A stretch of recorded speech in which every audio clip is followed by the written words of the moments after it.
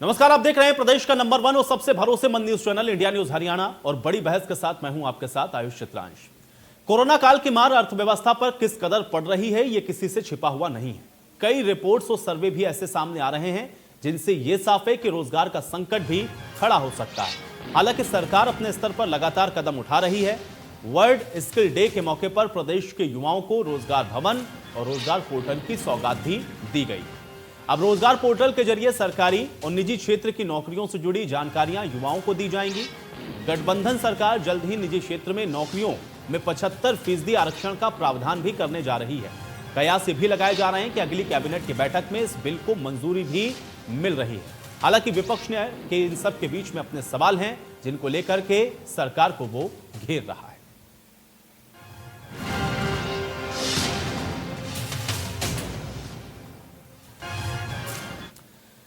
तो आज की बड़ी बहस के कुछ अहम सवाल हैं, उस पर भी नजर डाल लेते हैं। आज की बड़ी बहस का जो सवाल है वो वर्ल्ड स्किल डे पर है, क्योंकि वर्ल्ड स्किल डे पर रोजगार का रोड मैप क्या है, ये अपने आप में सबसे अहम है। कब और कैसे स्किल्ड होंगे हरियाणा के युवा, ये दूसरा अहम सवाल है। और क्या प्रदेश में लोकल स्किल्ड लेबर मिल पाएगा, ये तीसरा अहम सवाल है। और आज इन्हीं अहम सवालों के साथ बड़ी बहस की चर्चा भी हम करेंगे। लेकिन जो फैसले लिए गए हैं, जिस तरीके से वर्ल्ड स्किल डे पर आज रोजगार भवन की भी जो सौगात मिली है, स्किल्ड लेबर को किस तरीके से हरियाणा के अंदर डेवलप किया जाएगा, ये सब अहम सवाल अभी भी बरकरार हैं। अब रोजगार को लेकर के सरकार का प्लान क्या है, मुख्यमंत्री और उप मुख्यमंत्री की प्रतिक्रियाओं को सबसे पहले आपको सुनवाते हैं। वर्ल्ड यूथ स्किल डे, राष्ट्रीय अंतर्राष्ट्रीय युवा कौशल दिवस 15 जुलाई हर वर्ष होता है। तो आज के दिन ही यहाँ पंचकुला में रोजगार भवन का उद्घाटन किया गया है। और इस रोजगार भवन को 2 साल पहले जब शिलान्यास का किया था तो समय के ऊपर ये पूरा हुआ। लगभग कितने पैसे इसमें लगे हैं? 12 करोड़ 8-9 करोड़ रुपए की इसकी लागत आई है। और यहाँ एक प्रकार के जिससे पंचकुला में अन्य विभागों के डायरेक्टरेट भी बने हैं, तो उसमें रोजगार भवन एक रोजगार कार्यालय बना करके ये एक नया एक प्रारंभ हुआ है प्रोजेक्ट। और मैं समझता हूँ कि हमारे प्रदेश के युवाओं को रोजगार के नाते से बहुत लाभ होगा, क्योंकि एक सेंट्रल तरीके से यहाँ से सारी गतिविधियाँ चलेंगी। रोजगार पोर्टल का एक उद्घाटन आज यानी उसको लॉन्च किया गया है। और उसी में सभी युवाओं को, चाहे एम्प्लॉयमेंट एक्सचेंज के माध्यम से हो या सक्षम युवा के माध्यम से हो, ITIs, पॉलिटेक्निक्स, जहाँ जहाँ भी एक प्रकार से कौशल का डेवलपमेंट के कोर्स उनके होते हैं और ये अपना नाम वो दर्ज कराते हैं, ऐसे सभी जगह के रोज़गार के लिए लोगों को यहाँ से डाटा उपलब्ध हो जाएगा, प्राइवेट रोज़गार के नाते से भी। और सब लोगों को जो जो प्लेटफॉर्म हैं उनको, युवाओं को इन सब प्लेटफॉर्म के माध्यम से यानी सूचनाएं भी दी जाएंगी कि किस प्रकार का रोज़गार वो ले सकते हैं। ये ऐतिहासिक कदम है। युवाओं का 75% रोजगार का जो लक्ष्य हरियाणा सरकार प्राप्त करना चाहती है, उसको अचीव करने और प्रदेश भर के 7,500 अलग अलग ITI से जुड़े स्टूडेंट्स ने आज इस इनॉग्रल सेरेमनी में इलेक्ट्रॉनिकली जुड़कर जो हमारा सहयोग दिया, मैं ये मानता हूँ कि उन युवा साथियों के भविष्य को और मजबूत करने के लिए आज का दिन ऐतिहासिक साबित है। वर्ल्ड तो चलिए, सीएम और डिप्टी सीएम को तो आपने सुन लिया, लेकिन रोजगार को लेकर के सरकार ने कदम क्या उठाए हैं, आइए आपको ग्राफिक के जरिए भी एक बार ये समझाते हैं। निजी क्षेत्र में नौकरियों में 75% आरक्षण का जो प्रस्ताव है वो हो चुका है और अगली कैबिनेट में इस बिल को मंजूरी भी मिल सकती है। सबसे अहम है, आरक्षण 50,000 से कम तनख्वाह वाले पदों पर ही लागू होगा। अब हरियाणा के मूल निवासी को इस योजना का लाभ मिलेगा। ITI से निकले युवाओं को रोजगार में जो प्राथमिकता है वो भी दी जाएगी, यानी कि जो स्किल लेवल की बात हो रही है उसमें ये प्राथमिकता मिलेगी। पंचकुला में रोजगार भवन का भी आज उद्घाटन हुआ है और 24 घंटे के लिए रोजगार कॉल सेंटर का भी उद्घाटन किया गया। रोजगार पोर्टल की भी शुरुआत हुई। सरकारी और निजी क्षेत्र से जुड़ी नौकरियों की जो जानकारी है वो इस पोर्टल के माध्यम से भी अब और आसानी से आपको मिल सकती है। तो कुल मिलाकर के रोजगार को लेकर के जो प्लान है वो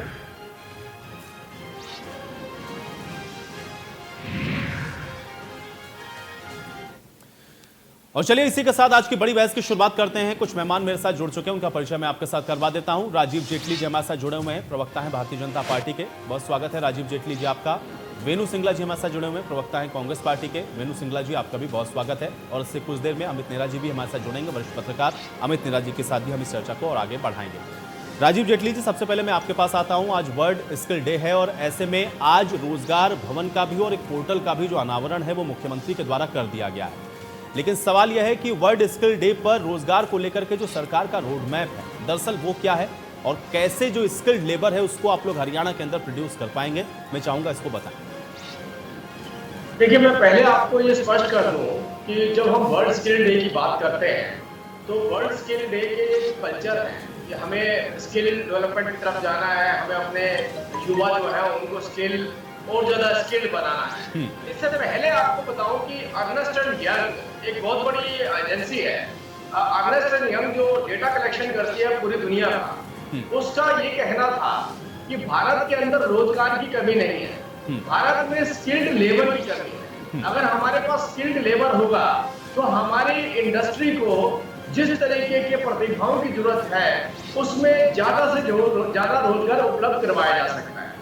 फिर हमारी सरकार आई, ये मैं पहले की बात बता रहा हूँ आपको, जो हमारी सरकार आई उससे पहले से डेटा रखा जाता था जी। लेकिन इस बात को नजरअंदाज करते हुए कि हमारे जो युवा हैं उनको स्किल किया जाए, इसके बजाय हम ये चर्चा करते थे हमने कितनी सरकारी नौकरियां दी, हम ये चर्चा करते थे कितने रोजगार हम यहाँ पर देने वाले हैं, ये नहीं देने वाले हैं।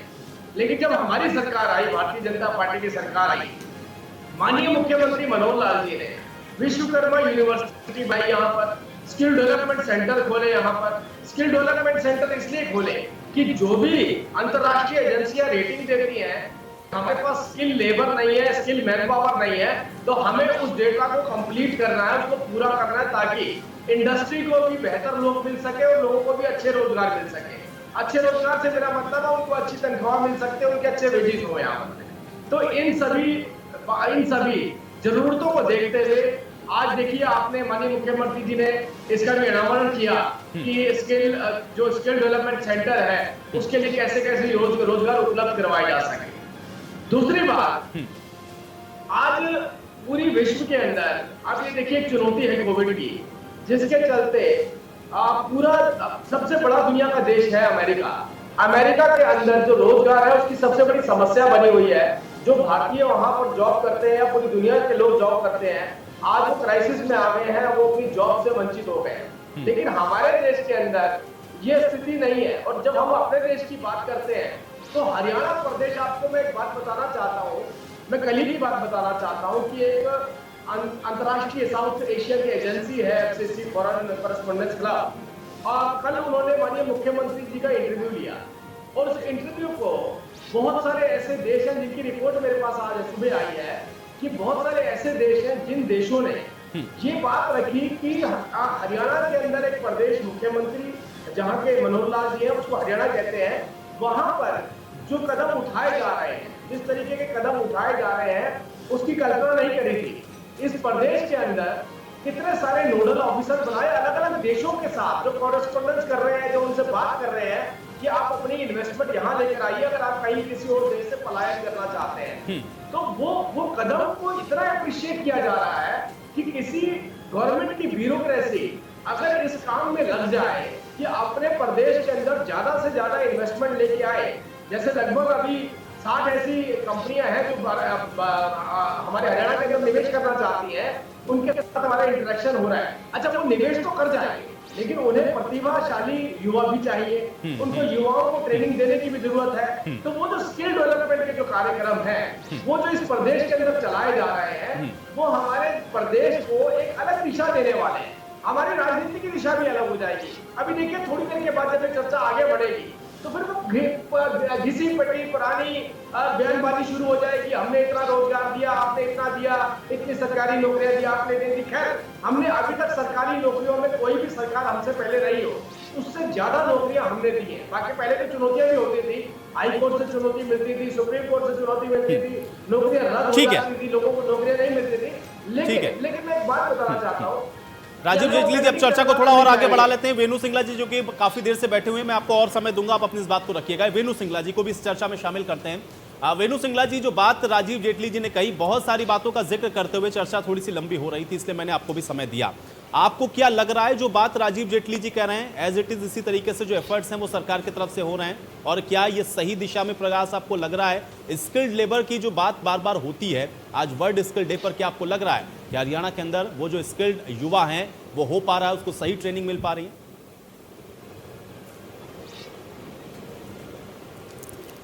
देखिए, राजीव जी बहुत अच्छी बातें कर रहे हैं। बिल्कुल मानते हैं कि आज हमारे देश में, हमारे राज्य में स्किल्ड लेबर होना बहुत ज़रूरी है और स्किल को हमें बढ़ावा भी देना है। लेकिन हम उनसे सिर्फ ये प्रश्न पूछते हैं कि आज की जो स्थिति है, जो प्रेजेंट डे सिचुएशन है, उसमें आपकी सरकार क्या कर रही है? जब ये कोरोना महामारी की मार पड़ी है देश के ऊपर, इस पूरे वर्ल्ड के ऊपर, तो ऐसे में हमारी सरकार ने, हमारी हरियाणा सरकार ने क्या कदम उठाए हैं कि बेरोजगारी को रोके? ऐसे में रोजगार को बढ़ावा देने की बजाय हमारी सरकार के राज में बेरोजगारी दिन दुगनी और रात चौगुनी बढ़ रही है, आप देख रहे हैं।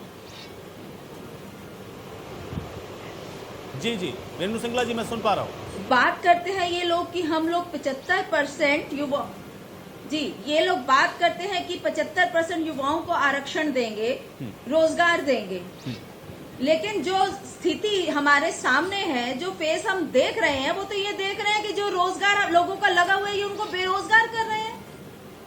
जो आउटसोर्सिंग पर लोग लगे हुए थे, क्योंकि डिपार्टमेंट को जरूरत थी तभी उन्होंने आउटसोर्सिंग पर लगाए थे, लेकिन इनकी सरकार ने क्या किया? उन सबको बाहर निकाल फेंका। आज आप किसी भी डिपार्टमेंट में जाएं, कहीं पर भी जाएं, काम नहीं हो रहे क्योंकि कर्मचारी नहीं है। कर्मचारी क्यों नहीं है? क्योंकि इनके पास देने के लिए कुछ है ही नहीं। इनके पास कहाँ है वो खजाना? सरकार को लोग टैक्स देते हैं ताकि मुश्किल समय में वो टैक्स जनता के काम आए, लेकिन कोरोना महामारी के समय में आप देखिए कैसे बुरी तरह से जनता की कमर तोड़कर रख दी है सरकार ने। जनता त्रस्त है, सरकार मस्त है। आप समय तो देखिए, आप टाइम तो देखिए। आप स्किल्ड लेबर की बात करते हैं, बहुत अच्छी बात है, लेकिन आप प्रेजेंट डे सिचुएशन के ऊपर क्या कहना चाहेंगे? ठीक है, अमित नेहरा जी भी हमारे साथ इस बीच जुड़ चुके हैं, वरिष्ठ पत्रकार हैं। अमित नेहरा जी, बहुत स्वागत आपका इस चर्चा में। अमित नेहरा जी, बहुत सही, बहुत एक अहम सवाल है और मैं आपसे भी ये थोड़ा जानना चाह रहा हूं, क्योंकि आज वर्ल्ड स्किल डे है और ऐसे में हम लोग चर्चा ये कर रहे हैं क्योंकि एक तरफ तो देखिए 75% जो हरियाणा के युवा हैं उनको जो आरक्षण है वो अब यहाँ पर नौकरियों में मिलने वाला है, इसका रास्ता पूरी तरीके से साफ कर दिया गया है। सवाल यह है कि स्किल्ड लेबर, क्या आपको लग रहा है कि मौजूदा दौर में उस तरीके से प्रोड्यूस हो पाएगा, या उसको लेकर के जो सही दिशा में प्रयास हैं वो सरकार की तरफ से किए जा रहे हैं? कैसे देखते हैं इस मौजूदा पूरे परिदृश्य को? आपका कमेंट मैं इसके ऊपर चाहूंगा।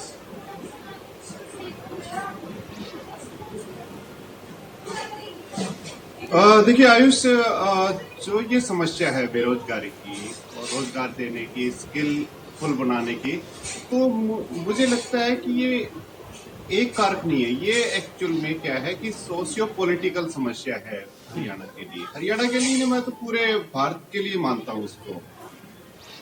मुझे जो लगता है व्यक्तिगत रूप से, वो ये है कि हमारे युवाओं को स्किलफुल बनाने की बजाय तो नहीं कहूंगा मैं, साथ साथ उनकी जो मानसिकता है उसको भी बदलना पड़ेगा हमें।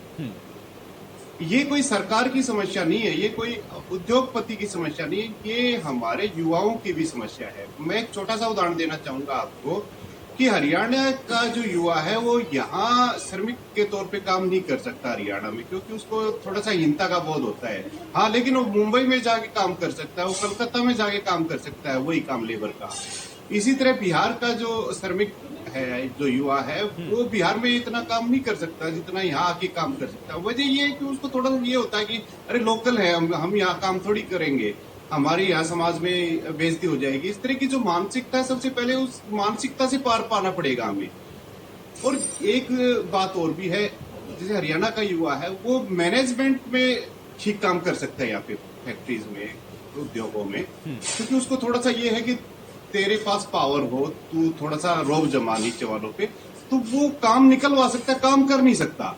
तो ये भी देखना पड़ेगा सरकार को कि उद्योगपतियों की और युवाओं की समस्या क्या है। हमें सिर्फ 75% आरक्षण देने से या इस बात लॉलीपॉप देने से बात नहीं बनती, आपको समस्या की जड़ में जाना पड़ेगा। स्किल की बात रही तो स्किल का सबसे बड़ा ये है, मुझे जो लगता है व्यक्तिगत रूप से, कि बजाय उनको किसी यूनिवर्सिटी में किसी सेंटर में स्किलफुल बनाने के बजाय आप उद्योग जो हैं, जितने भी हरियाणा में बड़े बड़े उद्योग हैं, आप मीडियम टाइप के उद्योग हैं, उनको साथ में जोड़िए, वहां पे अप्रेंटिसशिप कराइए ना उनको, उनकी मशीनों पे उनको स्टाइपेंड वही का वही दीजिए।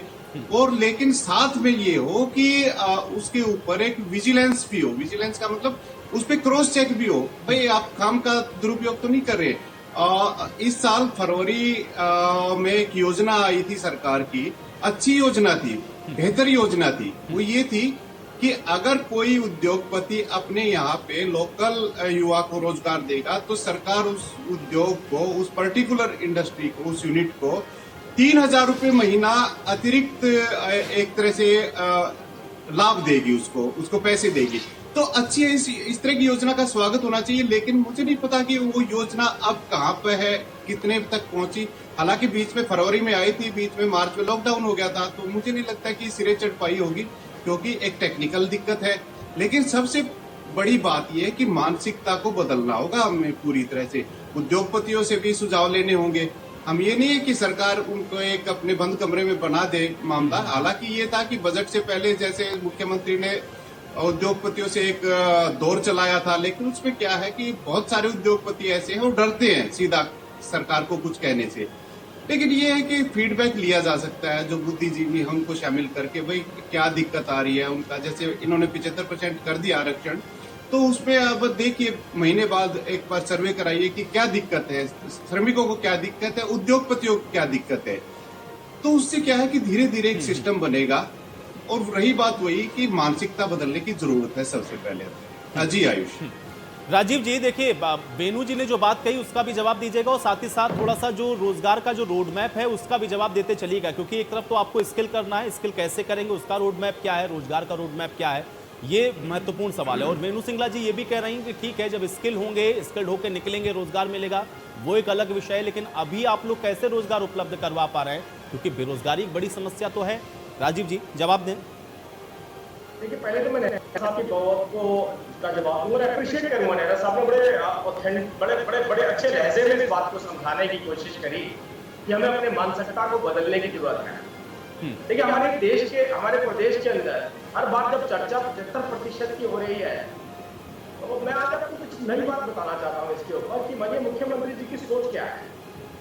75% सुनते ही ऐसा लगता है जैसे जो एग्जिस्टिंग रोजगार जो पाए हुए दूसरे प्रदेशों के इस प्रदेश में रहते हैं, शायद उनके रोजगार छिन जाए। ऐसा नहीं, हम ये चाहते हैं कि प्रदेश के युवा को भी रोजगार मिले और रोजगार इतने ज्यादा क्रिएट हो कि संख्या इतनी बढ़े कि उन लोगों के रोजगार मेंटेन रहे और प्रदेश के युवा के लिए भी जगह खाली पड़ी हो, उनको भी ज्यादा से ज्यादा एकोमोडेट किया जा सके अपने ही प्रदेश के अंदर। तो हमारी सोच दोनों को साथ ले जाकर के चलने की है। तो पूरी दुनिया, पूरा देश आज हरियाणा की तरफ देखता है। हरियाणा एक बहुत बड़ा इंडस्ट्री का हब है। हरियाणा एक आप विश्वास कीजिए कि एक रोल मॉडल बन के निकल रहा है, देश के लिए भी रोल मॉडल बन के निकल रहा है। हमारे बड़े बड़े मंत्री, केंद्रीय मंत्री हरियाणा के मॉडल की तारीफ करते हैं, हरियाणा के मॉडल्स को चर्चा करते हैं और दूसरे प्रदेशों के अंदर उसको लागू भी करने की कोशिश करते हैं। तो मैं ये बोलना चाहता हूं कि जो आपने कहा अभी, जैसे कांग्रेस की हमारे साथी ने कहा, प्रवक्ता ने, कि अभी मौजूदा आपका रोड मैप क्या है, तो मैं आपको एक जानकारी देना चाहता हूं। आज भी इंडस्ट्री के अंदर रोजगार की कमी नहीं है।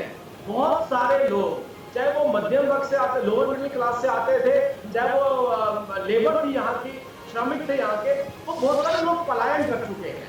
और बहुत सारी इंडस्ट्री ऐसी है जो लेबर के क्राइसिस से जूझ रही है। यहाँ तो हम डिबेट में बैठ के चर्चा कर रहे हैं रोजगार कैसे मिलेगा।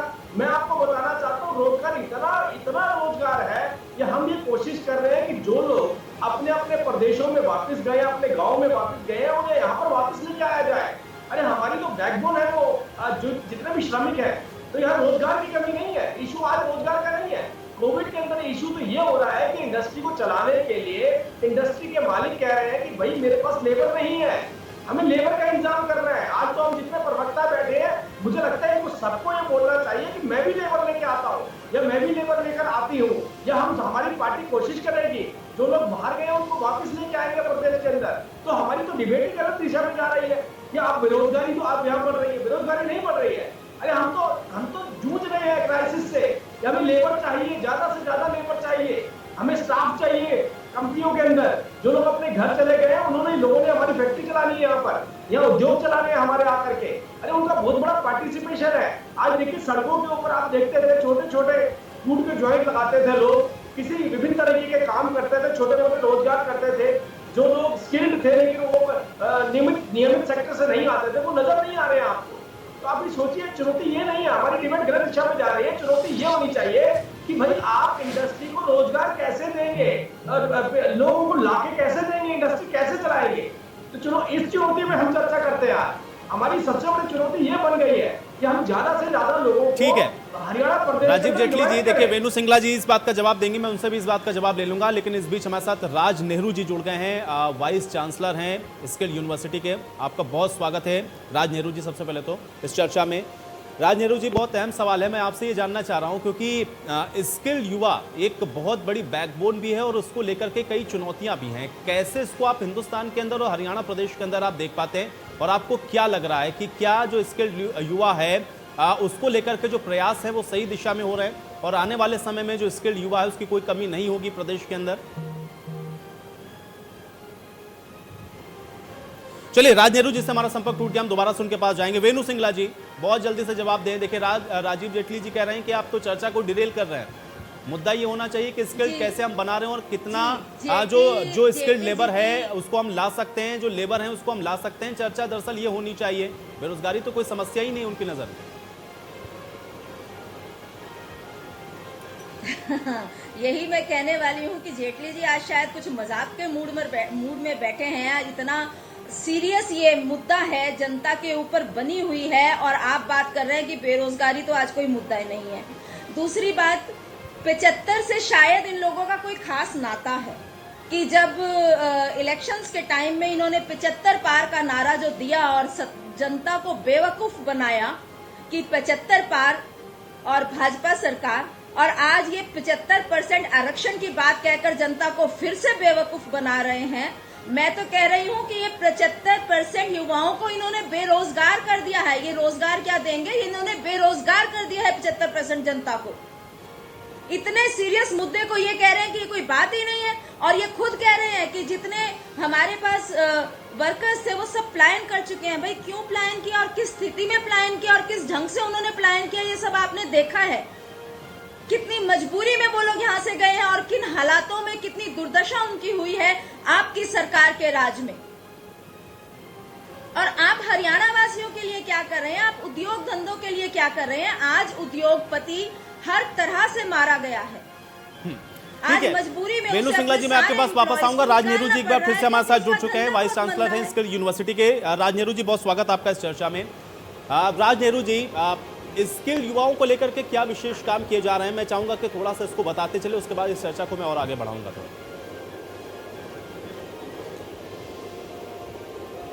राज नेहरू जी, आप सुन पा रहे हैं?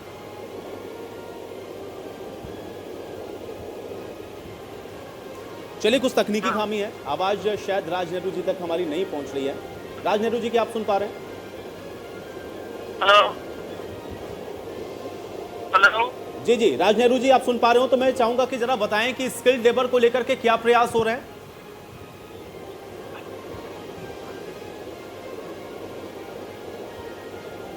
चलिए, कुछ तकनीकी समस्या, राज नेहरू जी तक मेरी आवाज शायद नहीं पहुंच रही। वेणु सिंगला जी, मैं चाहूंगा कि कंप्लीट करें।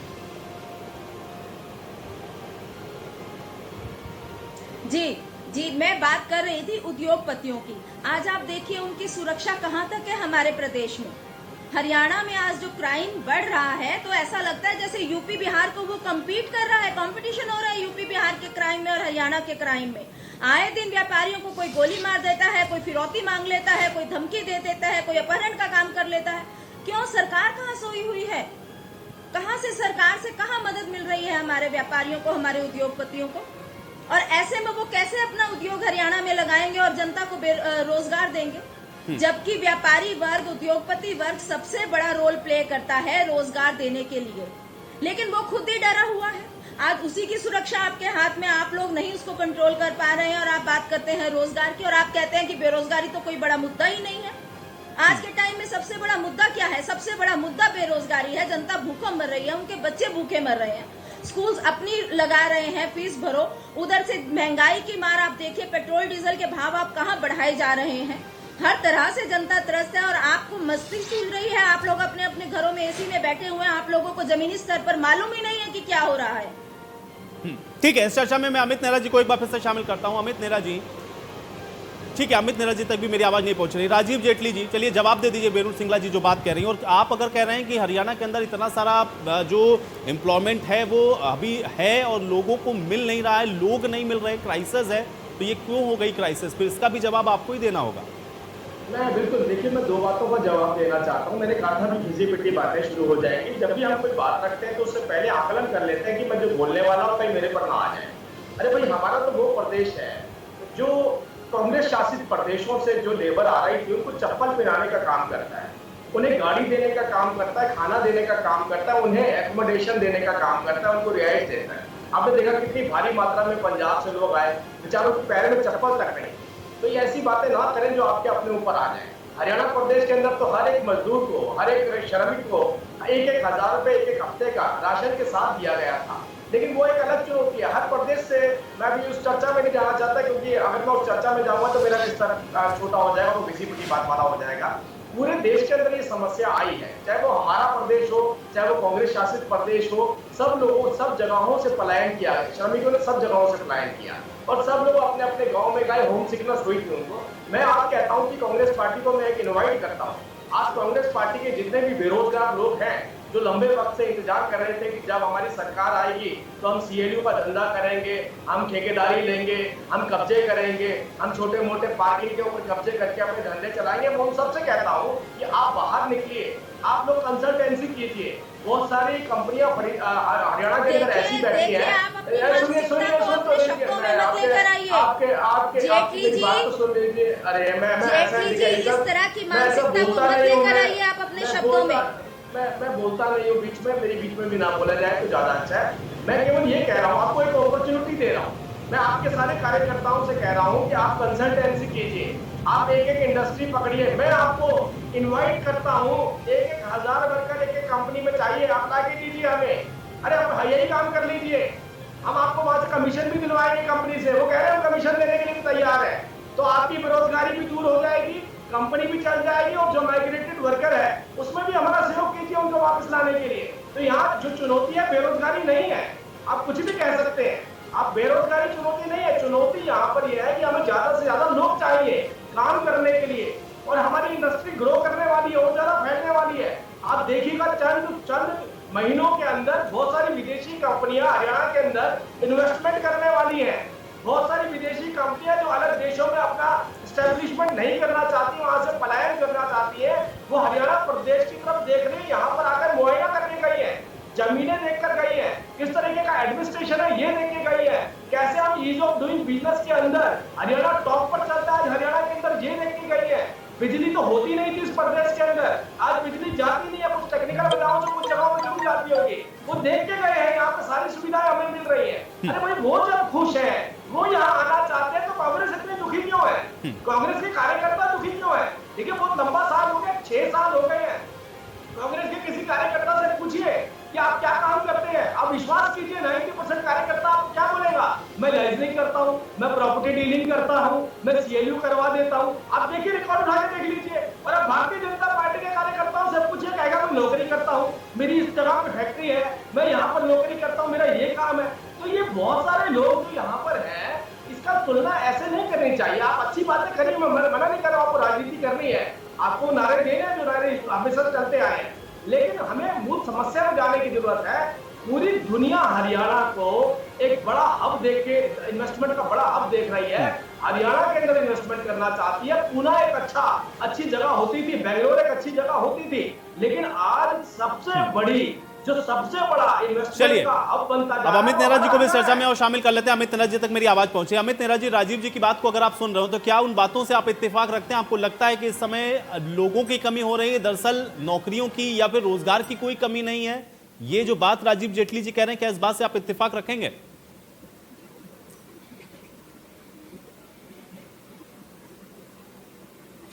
देखिए राजीव जी, तो राजनीतिक बात करेंगे तो इत्तेफाक रखना ना रखना एक अलग बात है।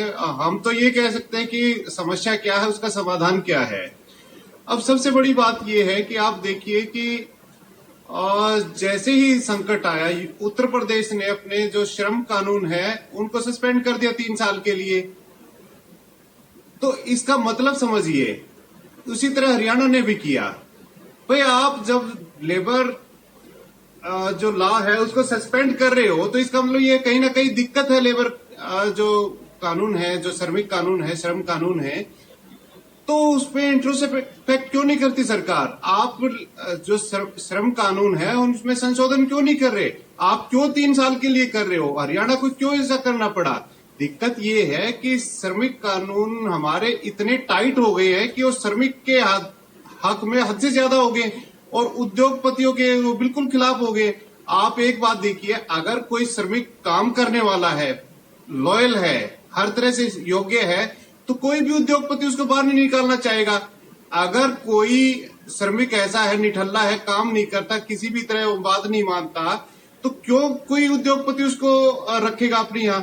तो इसके लिए हायर एंड फायर की जो पॉलिसी है वो अपनानी पड़ेगी। भाई जो अच्छे श्रमिक है उनको तो छोड़ेगी ही नहीं उद्योगपति। और जो मल्टीनेशनल कंपनियां हैं और बाहर से जो एफडीआई आने का जो मामला अटका हुआ है, हरियाणा सरकार में भी जो 5 लाख करोड़ के जो सौदे हुए थे वो भी इसी वजह से अटके थे। दिक्कत ये है कि बाहर की कंपनियां ये चाहती हैं कि जो लेबर कानून है उसमें थोड़ा सा लचीलापन आए। तो जब तक ये लचीलापन नहीं आएगा तब तक हम ना तो इनको रोजगार दे सकते, ना हम एक स्वस्थ एनवायरमेंट दे सकते इंडस्ट्री को। अमित देरा जी, मैं आपको रोक रहा हूं बीच में, कि एक बार फिर सबसे से ज्यादा कोशिश करते हैं। राज नेहरू जी जो कि हमारे साथ जुड़े हुए हैं, वाइस चांसलर हैं स्किल यूनिवर्सिटी के, थोड़ा सा उनसे भी आज के इस विषय में बातचीत करना जरूरी है। राज नेहरू जी, बहुत स्वागत है सबसे पहले तो आपका इस चर्चा में। राज नेहरू जी, क्योंकि स्किल लेबर की आज हम लोग चर्चा कर रहे हैं, आज वर्ल्ड स्किल डे भी है, ऐसे में हरियाणा को आप कहां पर देखते हैं और खासतौर से जब युवाओं के स्किल की बात आती है तो कैसे उनको स्किल किया जा रहा है? मैं चाहूंगा कि थोड़ा सा बताएं इसको। बहुत अच्छा प्रश्न पूछा है। मुझे लगता है कि सबसे पहले अगर हम तथ्यों के ऊपर चले जाएं, हरियाणा का अगर आप इंडिया स्किल्स रिपोर्ट 2019 उठा के देखेंगे तो उसमें देखेंगे हरियाणा जो है वो 3rd रैंकिंग पे है जहां तक एम्प्लॉयबिलिटी की प्रश्न है। जब भारत में सभी राज्यों का अगर हम सर्वे देखें, सर्वे रिपोर्ट को पढ़ें तो उसमें देखेंगे कि जो एम्प्लॉयबिलिटी यानी एक स्टूडेंट का एम्प्लॉयबल होना, उनके अंदर वो प्रशिक्षण, उस प्रकार के एम्प्लॉयबल स्किल्स ना, उसमें हरियाणा 3रे रैंक पे है। दूसरी बात मैं बताना चाहूंगा कि अगर हरियाणा के अंदर आप देखें, इस समय हरियाणा के अंदर ऐसी योजनाएं हैं जो भारत में बहुत ही कम या पहली एक ऐसी राज्य है जहां पे इस प्रकार की योजना है। जैसे सक्षम की योजना है। सक्षम योजना हरियाणा के युवाओं को रोजगार के साथ जोड़ना और कौशल के साथ जोड़ना। आज हरियाणा के अंदर करीब 2.5 लाख युवा हैं जिन्होंने अप्लाई किया है सक्षम योजना के अंतर्गत। इस योजना के अंतर्गत युवाओं को, जो ग्रेजुएट्स हैं, पोस्ट ग्रेजुएट्स हैं, अंडर ग्रेजुएट्स हैं, इन लोगों को अनएम्प्लॉयमेंट अलाउंस लगभग 3,000 रुपये मिलता है और 100 घंटे का काम सरकार देती है, जिसके एवज में 6,000 रुपया उनको मिलता है और लगभग 9,000 रुपया प्रति माह इन सक्षम युवा के बच्चों को मिलता है। तो अगर आप ये देखें, ये पहली बार इस देश में इस प्रकार की कोई स्कीम है जहाँ पे युवाओं को बेरोजगारी का भत्ता भी मिलता है और साथ में हरियाणा स्किल डेवलपमेंट मिशन उन्हें कौशल भी प्रदान करता है। ये अपने में एक अनूठी स्कीम है। इसी के साथ साथ अगर आप देखें, हरियाणा भारत की सबसे पहली राज्य है जहाँ पे आज अप्रेंटिसशिप प्रति लाख संख्या पे 300 है। ये नंबर 1 स्टेट है। अगर आप दूसरी राज्य देखिए तो गुजरात है, 252 पे है, लेकिन हरियाणा लगातार अप्रेंटिसशिप में भी आगे बढ़ता जा रहा है। पहला राज्य है भारत का जहाँ पे स्किल डेवलपमेंट यूनिवर्सिटी की कल्पना हमारे माननीय मुख्यमंत्री जी ने की थी और आज भारत की पहली स्किल डेवलपमेंट यूनिवर्सिटी ऐसी है जहाँ पे dual education model, industry integrated, यानी इंडस्ट्री के साथ भागीदारी करते करते सरकार की और इस यूनिवर्सिटी की ड्यूअल एजुकेशन प्रणाली में जहाँ अर्न एंड लर्न, बच्चे पढ़ाई भी कर रहे हैं और कमाई भी कर रहे हैं साथ साथ। तो अगर आप बहुत सारे क्षेत्रों में देखें, हरियाणा ने प्रायोरिटाइज किया है, इनोवेट किया है और नए चीजों की कल्पना की है। बजट के हिसाब से आप देखें तो 15% से ज्यादा बजट, लगभग 6% ऑफ जीडीपी हरियाणा ने एजुकेशन के ऊपर स्पेंड किया है। करीब नए 24 जो ITIs हैं, मॉडल ITI सेंटर। आज कौशल दिवस है। अगर आप आज की बात देखें तो हरियाणा ने एक नया मिस्त्री ऐप लॉन्च किया है, जिसमें पूरे 22 के 22 जिलों में जो हमारे ITI प्रशिक्षित बच्चे हैं, लगभग 7000 बच्चों को हमने इस ITI मिस्त्री ऐप पे जोड़ा है, जिसमें plumber, beautician, AC servicing, wireman, electrician, carpenter, ये सारे बच्चे जो ट्रेनिंग करके हैं वो आज इस मिस्त्री ऐप पे जुड़े हैं और लोकल एरिया में, जिसको हम लोग वोकल फॉर लोकल की बात करते हैं, उसमें उनको लोकल रोजगार मिलने की बहुत ज्यादा संभावना है। तो मुझे लगता है हरियाणा, अगर हम बाकी राज्यों से कंपेयर करें, बहुत ही प्रगतिशील भी रहा है, इनोवेटिव भी रहा है, क्रिएटिव स्कीम्स को भी आगे लाया है और यहाँ पे जिस प्रकार के मॉडल्स की कल्पना की गई है उसने हरियाणा की एम्प्लॉयबिलिटी को कलेक्टिवली, चाहे वो पॉलिटेक्निक्स हैं, इंजीनियरिंग कॉलेजेस हैं, ITIs हैं, यूनिवर्सिटीज हैं, इस प्रकार की मॉडलिंग बनी है, इस प्रकार की शिक्षा प्रणाली बनी है जिसने हरियाणा की रैंकिंग को 3rd रैंक में लेके आया है। मुझे उम्मीद है कि आने वाले दिनों में हरियाणा जो है अपने यहाँ बच्चों को बहुत ज्यादा और एम्प्लॉयमेंट की ओर अग्रसर करेगा।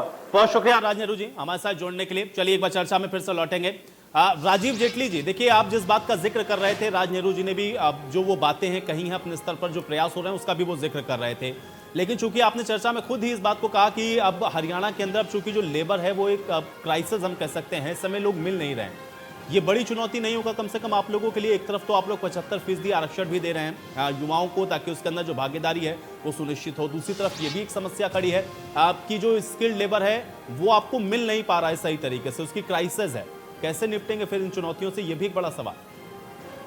नहीं, मैं शायद आपने मेरी बात की तरफ गौर नहीं किया। मैंने आपसे सबसे पहले बोला था कि E&Y का डेटा ये कहता है कि भारत के अंदर रोजगार की कमी नहीं है, और भारत के अंदर रोजगार की तब कमी नहीं है तो उसमें हरियाणा भी आता है। और क्योंकि E&Y की रिपोर्ट के हिसाब से बेरोजगारी केवल इसलिए थी क्योंकि लोग स्किल्ड नहीं, तो ये इनिशिएटिव हमारी सरकार ने लिया था, माननीय मुख्यमंत्री जी ने, जैसा अभी राज नेहरू जी ने बताया कि विश्वकर्मा यूनिवर्सिटी का शुभारंभ किया और उसके बाद हमने लोगों को स्किल ट्रेनिंग देनी शुरू की। बड़ी विस्तार से, बहुत बेहतर तरीके से राज नेहरू जी ने बताया उस बात को, मुझे दोबारा रिपीट करने की जरूरत नहीं है। लेकिन हाँ, ये बात मैं आपसे कहना चाहता हूँ कि देखिए, जब जो लोग माइग्रेट कर रहे थे उन्होंने जाते ही मात्र 1-1.5 हफ्ते के अंदर ही ये कहा कि हमें वापस अपनी जगहों पे जाना है, हमें रोजगार के लिए जाना है। और मैं आपको एक बात बताना चाहता हूँ, मैं व्यक्तिगत तौर पे रेलवे स्टेशन पे जाकर, बस स्टैंड पे जाकर मैंने माइग्रेटेड लेबर जो लोग जा रहे थे वापस, मैंने उनको रोकने की कोशिश करी, मैंने उन्हें समझाने की कोशिश करी कि प्रदेश के मुख्यमंत्री आपका ख्याल रख रहे हैं, आपको कहीं जाने की जरूरत नहीं है, आपका रोजगार यहीं पे है, आपकी जीविका यहीं से चलती है, आपके परिवार यहीं से चलते हैं। मैंने बहुत कोशिश करी इस बात पर, हमारे विभिन्न लीडर्स ने भी इस बात को रखा। और आज मैं कहना चाहता हूँ कि हाँ, आज हमारे पास रोजगार की कोई कमी नहीं है। अब हम तो स्किल्ड पीपल को भी यहाँ पे अकोमोडेट कर रहे हैं, उनको रोजगार दे रहे हैं। देखिए, बड़ी बड़ी विदेशी कंपनी आती है, जैसा अभी नेहरा जी ने बताया, वो आगे सबसे पहले डिमांड करती है कि भाई प्रदेश के अंदर मुझे ईमानदार मुख्यमंत्री है तो मेरे को बिजली भी मिलेगी, अच्छी सड़कें भी मिलेगी, मुझे पानी भी मिलेगा, मुझे प्रशासन भी स्वच्छ मिलेगा, मुझसे कोई डिमांड भी नहीं की जाएगी। जैसे पहले डंडा लेके आपने देखा होगा फैक्ट्री के बाहर खड़े हो जाते थे, और वो डिमांड भी नहीं की जाएगी। अब यहाँ पर जो चुनौती सबसे बड़ी पैदा होगी,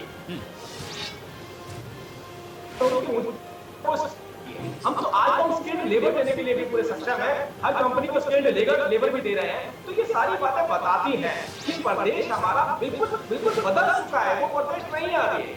इसलिए मैं कहता हूँ हमारी डिबेट का स्तर भी चेंज हो जाना चाहिए। आज अगर हम कोई भी डिबेट करें या चर्चा करें, जब किसी भी पॉलिटिकल पार्टी से आए, अरे भाई कमी निकाले, लेकिन नारा स्वरूप ना निकाले। कोई सुझाव हो अच्छा तो दे, जो बेहतर हम कर सकते थे वो तो इतना बेहतर कर दिया कि अगर मैं आप 5 मिनट दे दी थी किसी को बोल के बताया मुझे कि आपसे पहले जो सरकार थी वो इसलिए बेहतर थी क्योंकि उसने स्किल डेवलपमेंट सेंटर खोले थे, या इसलिए बेहतर थी कि बिजली आपसे ज्यादा देती थी, या इसलिए बेहतर थी कि सड़कें आपसे ज्यादा बनाई थी, या इसलिए बेहतर थी कि हमारे पास ऑनलाइन व्यवस्था थी। ये तो कोई भी जो काम था ये पिछली सरकारों में नहीं हुआ था, ये तो सारे काम ही 6 सालों के अंदर हुए। जब ये काम 6 सालों में हुए तो आपके पास तो कोई भी बात नहीं है जो कंपैरिजन के लिए रख सके हमारे सामने। आप कंपैरिजन के लिए नहीं रख सकते तो कम से कम इतना तैयार होके आइए कि हमारी कोई कमी निकालिए और बोलिए इस कमी को दूर करने के लिए हमारी पार्टी आपसे मांग करती है कि ये इस तरीके की योजनाएं लागू कर दीजिए। तब तो एक बेहतर आपका सुझाव हो सकता है और आपका प्रदेश में भी कोई प्रतिपूजन हो सकता है। लेकिन आपके पीछे से जो समझा के भेजा जाता है, वो समझा के जो भेजा जाता है वो 20-25 साल हो गए, पुरानी बात हो गई है। है। अब ये नारा नहीं चलते हैं, अब तो अच्छी बातें कीजिए, प्रदेश महसूस करता है। दूसरी बात, सरकार को चुना है, आपको नकारा है, आपको पसंद नहीं किया जाता है, तो ये बात समझिए ना। अब थोड़ा अपने बिहेवियर में बदलाव लाइए, स्वभाव बदलिए अपना। राजनीति भी बदलती जा रही है, युवा पढ़े लिखे होते जा रहे हैं, समझदार होते जा रहे हैं, और बहुत सारे ग्रामीण क्षेत्रों में भी अर्बनाइजेशन होता जा रहा है, बहुत लोग जागरूक हो चुके हैं। अब हमारी डिबेटर सुन के इस तरीके से वो प्रभावित नहीं होते कि कोई अगर व्यक्ति आगे बोलेगा भुखमरी है जी, गरीबी है जी, ठीक ये है। हो गया जी, वो हो गया जी, चलिए। रोने लग पड़ेंगे, तो वो राजीव जी अब जवाब ले लेता हूं वेणु सिंगला जी से, देखते हैं वेणु सिंगला जी जवाब दें। जी, मुझे एक बार ये क्लियर कीजिए क्योंकि मैं बीच में शायद लाइन कट हो गई थी। वेणु सिंगला जी या राजीव जेटली जी ये बात कह रहे हैं कि देखिए कोई भी आप कंपैरिजन होना चाहिए तो फिर उसके पीछे तार्किक आधार होना चाहिए। आप अपने समय में बताइए कि क्या बेहतर था जो पिछले 6 सालों में नहीं हुआ, इसलिए चर्चा का स्तर ये होना चाहिए कि बेहतर सुझाव है तो वो दीजिए।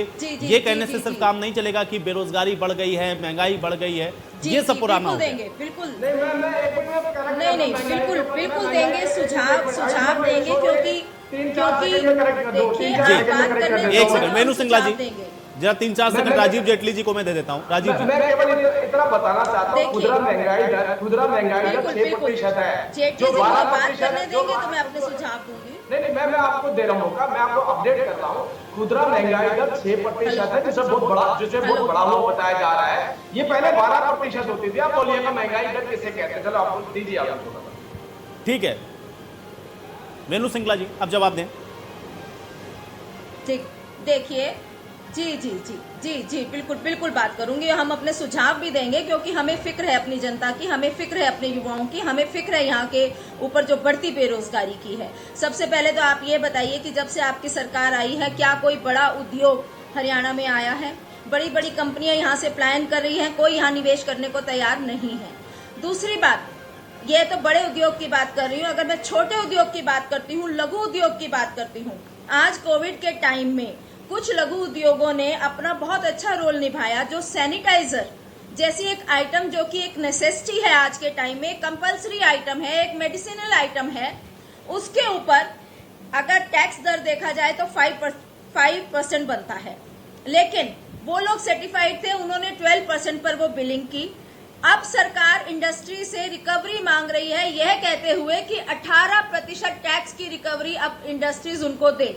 सरकार की तो यहाँ तक मार है कि जो लघु उद्योग है, जो जनता के फायदे के लिए है, जिससे रोजगारी भी मिल रही है और जिससे जनता को फायदा भी हो रहा है, उसको भी बंद करने पर उतारू है। आप बातें करते हैं बड़ी बड़ी, आप पहले छोटी बातों पर तो आइए, आप धरातल पर तो आइए। आप मिडिल क्लास की सोचिए, आप एक लोअर क्लास की सोचिए। आपके यहाँ पर तो जो बड़े बड़े मोदीज हैं वो तो यहाँ का लोन लेकर फरार हो जाते हैं, और छोटे उद्योग को आप लोन देने को तैयार नहीं है, उसके ऊपर आपको गारंटी चाहिए, उसके ऊपर आपको इंटरेस्ट रेट ज्यादा चाहिए। तो आप देखिए आप एक आम आदमी के लिए क्या कर रहे हैं। और जहां तक बात है सुझाव की, मैं बिल्कुल अपना सुझाव देना चाहूंगी कि आज हमारे प्रदेश में व्यापार की, उद्योग की बहुत ज्यादा जरूरत है, और उसके लिए यदि आप उद्योग को यहाँ पर जीवन दान देना चाहते हैं, आपको सस्ती जमीन मुहैया करवानी होगी, आपको बिजली पानी के टैक्स की दरों में कटौती करनी होगी, आपको मशीनरी पर सब्सिडी देनी होगी, आपको प्रॉपर्टी टैक्स हटाना होगा, और जो बिजली पानी का टैक्स वो लोग दे चुके हैं, अगर हो सके सरकार उनको रिफंड कर दे, क्योंकि कोरोना महामारी के टाइम में ऐसी मार पड़ी कि जो उद्योगपति है, जो व्यापारी है, बिना काम के उसने सैलरीज दी हैं अपने एम्प्लॉयज को, और हार कर वो एम्प्लॉयज को निकालने में मजबूर हो गया है, जिससे कि और भी ज्यादा बेरोजगारी फैली है। हमें तो मिलजुल कर इस बेरोजगारी को दूर करना है। कांग्रेस के मैनिफेस्टो में था कि हम बेरोजगारी को दूर करेंगे, लेकिन आप लोगों ने छलावा किया। जुमलेबाज सरकार तो आपकी शुरू से रही है, आपने जनता को धोखा दिया। आप लोग आए, लेकिन आप लोग ने किया क्या? आप लोगों ने क्या रोजगार दिया, क्या रोजगार बढ़ाया है यहाँ पर? ठीक है, अब एक आखिरी कमेंट मैं अमित नेहरा जी से लूंगा। अमित नेहरा जी, एक सेकंड बहुत शॉर्ट में जवाब दे रहा हूँ। ये बहुत अच्छी बात है, मेरे को अच्छी बात लगी, कई बार अच्छी बातें भी निकल रही हैं। इन्होंने कहा कि आपको सस्ती जमीनें देनी चाहिए। ये जानकारी आयुष भाई आप इनको दिया करिए कि माननीय मुख्यमंत्री ने लीज पे जमीन देनी शुरू कर दी। अरे आप छोड़िए बेचने की बात को, यहाँ जो सीएलयू का धंधा होता था वो तो बंद हो गया। जो भी अब इस प्रदेश में इन्वेस्टमेंट करना चाहता है, लीज पे जमीन दे रहे हैं उन लोगों को, और दूसरी बात, थोड़ी जानकारी का अभाव है आपके पास। आपने कहा सैनिटाइजर के ऊपर, अरे भाई सैनिटाइजर में 70% एल्कोहल होता है और वो इंडस्ट्री बहुत ग्रो कर रही है आज की डेट में। तो जो वैट उसके ऊपर लगता है, जो जीएसटी उस पर लगता है, उसकी जानकारी रखिए, उसके बाद ये बात रखिए। और छोटी सी बात साथ में बोलना चाहता हूँ, तीसरी बात, कि जिस मोदी को भगाने की बात कर रहे हैं, उस मोदी के रैंप पर राहुल गांधी वॉक करके आए थे और 17,000 करोड़ रुपए का अगले दिन उसको वहां पर ऋण दिया था। और उस ऋण की कुड़की, उसकी प्रॉपर्टी की कुड़की जो करी गई है ना, हमारी सरकार में। ठीक है, अब चलिए एक आखिरी कमेंट के साथ मैं चर्चा को समाप्त करूंगा। अमित नेहरा जी, देखिए दो तस्वीरें, एक राजीव जेटली जी पेश कर रहे हैं, एक वेणु सिंगला जी पेश कर रही हैं। आपके हिसाब से आपको क्या लगता है? राजीव जी तो कह रहे हैं कि सब बेहतर हो रहा है, वेणु सिंगला जी के हिसाब से कुछ नहीं हो रहा है इस प्रदेश के अंदर। आपको क्या लगता है? बहुत जल्दी से अंतिम कमेंट आपका।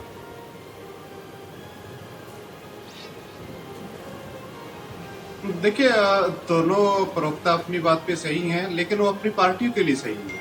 अगर देखा जाए, अभी एक बात हुई कि सस्ती जमीन मिले उद्योगों को, तो ये देखिए कि पिछले जो कांग्रेस का कार्यकाल रहा, तो उसमें जो सर्कल रेट थे उतने ज्यादा बढ़ाए गए कि साल साल में 3-3 बार सर्कल रेट बढ़ाए गए जमीनों के।